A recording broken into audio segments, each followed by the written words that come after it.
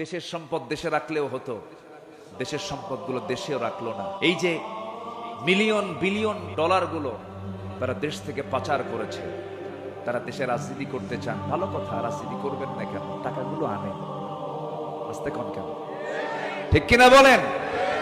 টাকাগুলো ওর বাপের না তো, বাপের টাকা না, টাকাগুলো ফেরত আনো। গত জুলাই 24-এর আন্দোলনে যে সমস্ত মারকোল খালি হয়েছে, সেই সমস্ত মারকোলে সন্তান ফেরত না দেওয়া পর্যন্ত রাজনীতির অধিকার তোমাদের থাকতে পারে না।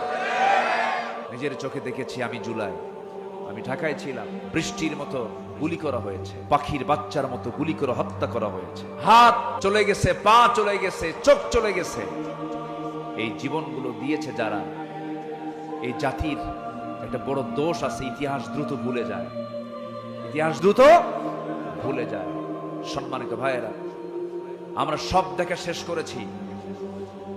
আমরা 16 বছরের শাসন দেখেছি, 25 বছরের শাসন দেখেছি, 9 বছরের শাসন দেখেছি, কেয়ারটেকার গভর্নমেন্ট দেখেছি, সব দেখা শেষ করেছি।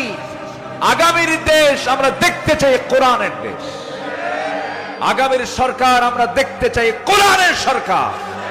রাজি আছেন কারা কারা? হাত উঁচু করে দেখা।